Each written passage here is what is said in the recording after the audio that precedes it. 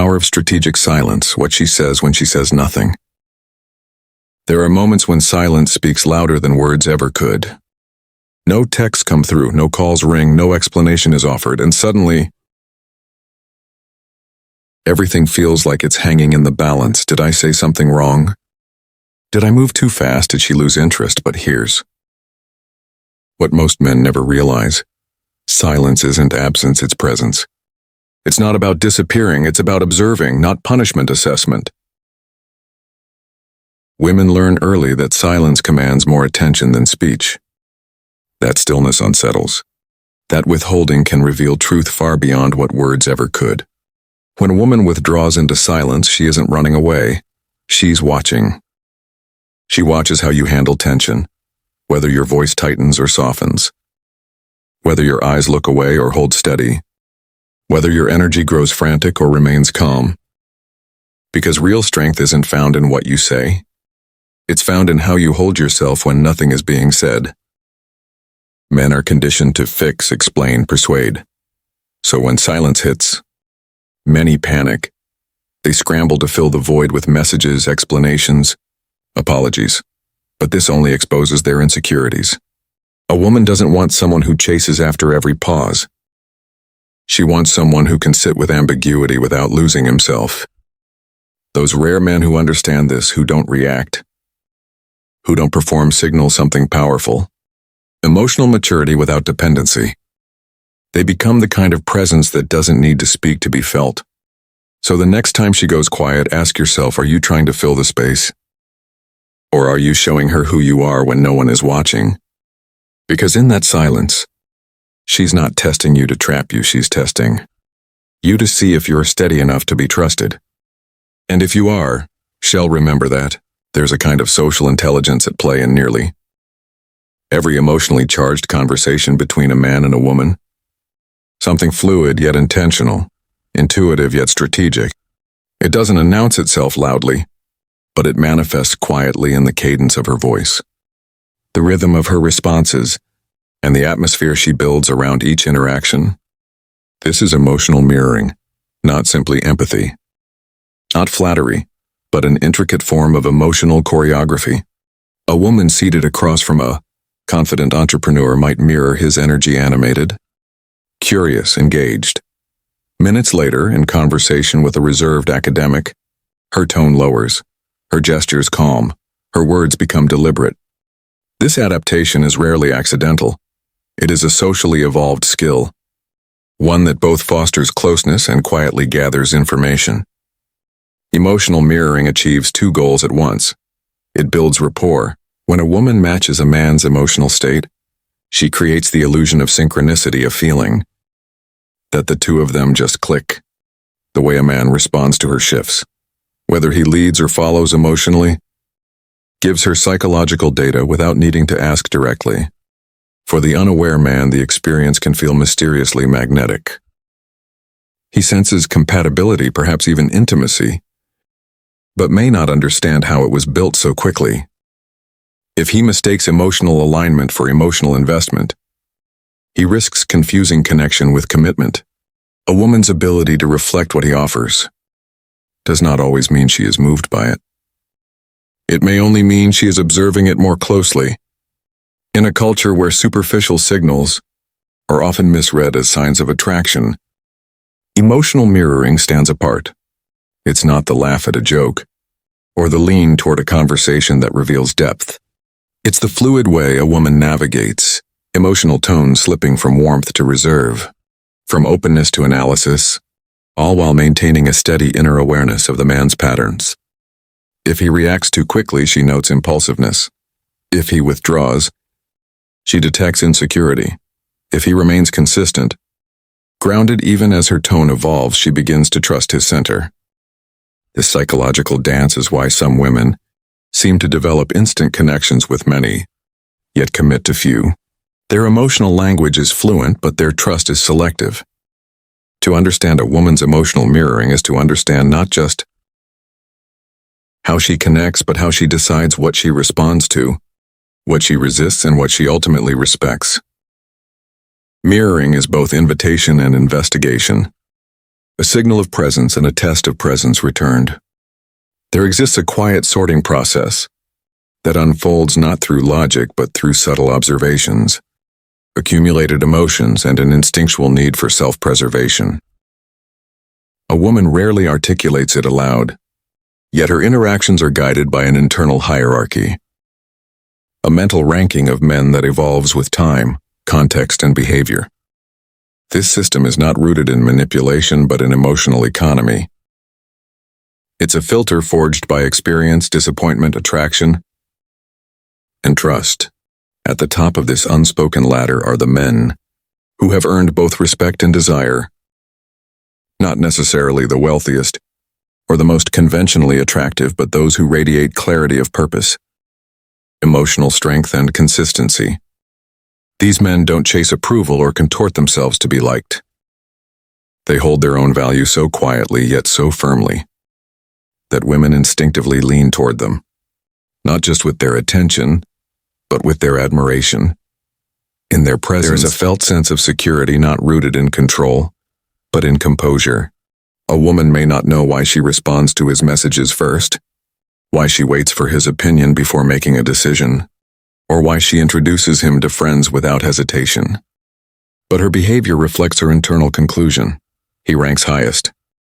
Below this are the men who offer usefulness, lightness, or distraction. She may genuinely enjoy their company, laugh at their jokes, and even seek their presence in moments of boredom or stress. Yet something subtle separates this interaction from true longing. These men provide moments, not meaning. She may reply quickly on some days and vanish on others. She may share stories but rarely reveal the fears behind them. While she appreciates their role in her life, she doesn't build a future in her imagination around them.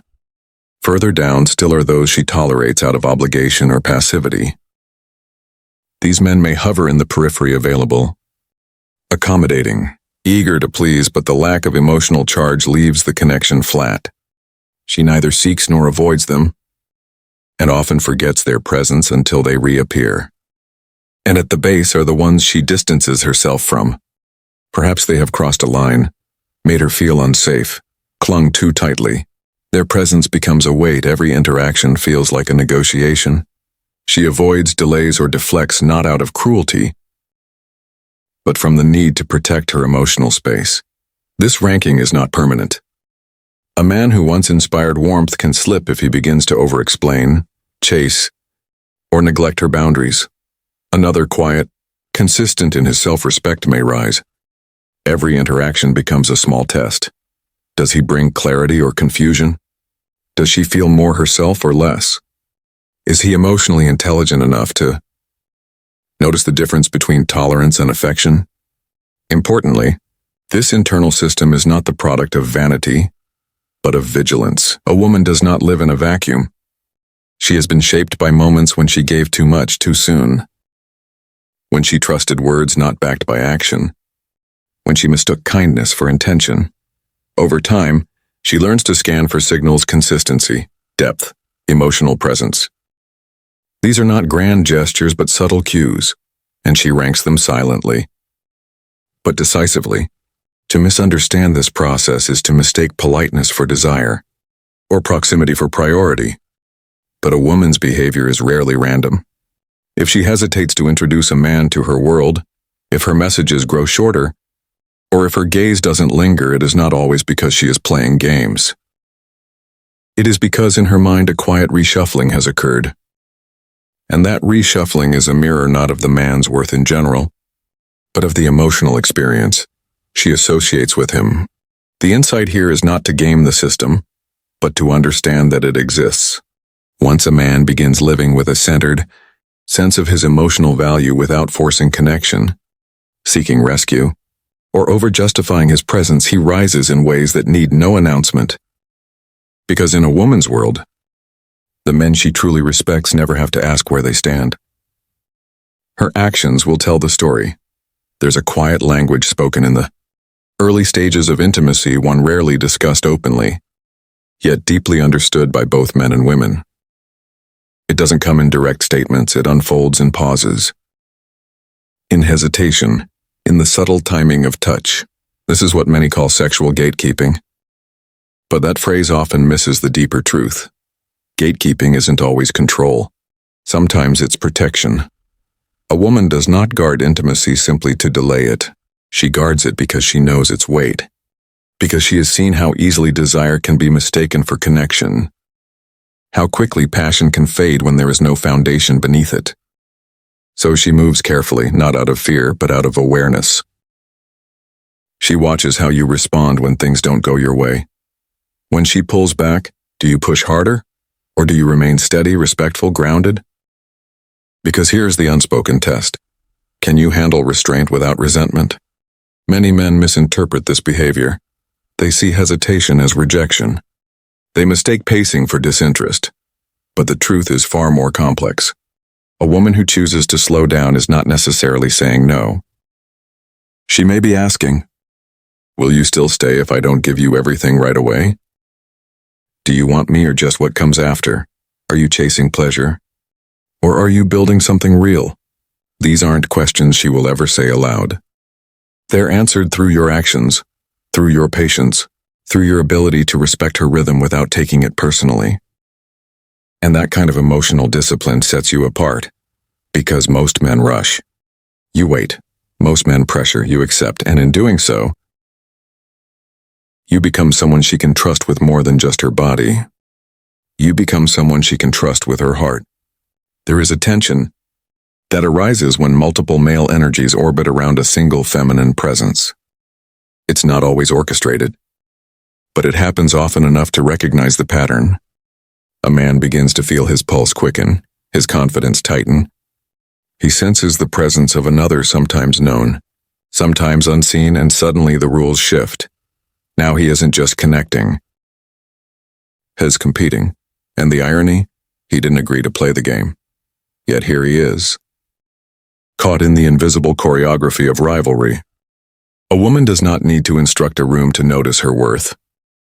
Her understanding of male psychology, whether learned or instinctive, allows her to navigate these dynamics with quiet precision. She doesn't always do it consciously. Sometimes it's an unconscious signal. A lingering glance, a shared laugh. An openness that invites attention without demanding it. And once that attention arrives, something shifts. Men begin to adjust their posture. Their words gain urgency. Their energy sharpens, because now it's not just about attraction. It's about proving value, proving they deserve to be chosen.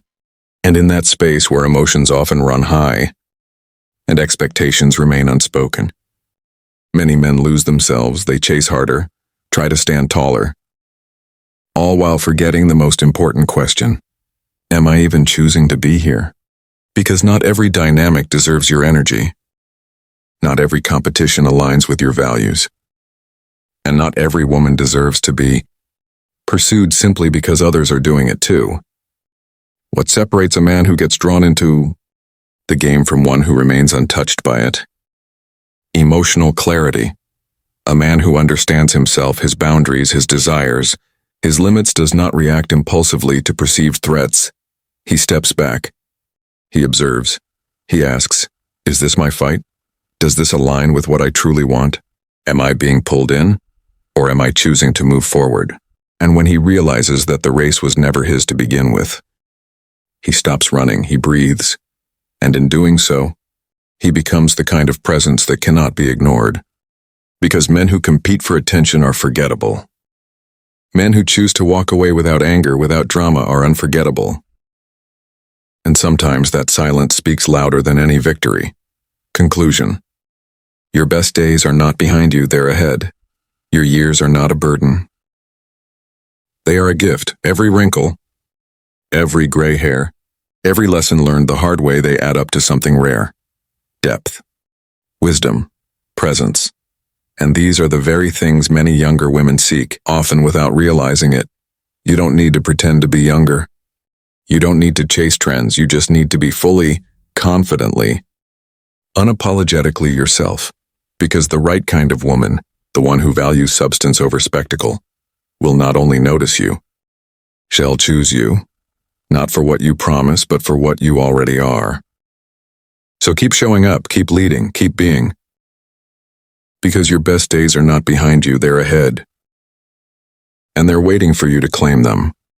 If you found this message meaningful, please consider liking, subscribing, and turning on notifications so you never miss another conversation like this. And if you're willing, share your story in the comments. Have you experienced this shift in your own life? Are there particular moments or qualities that helped you build meaningful connections? Your journey could help someone else find theirs. Until next time, stay grounded, stay open, and remember, who you are already holds more value than you may realize.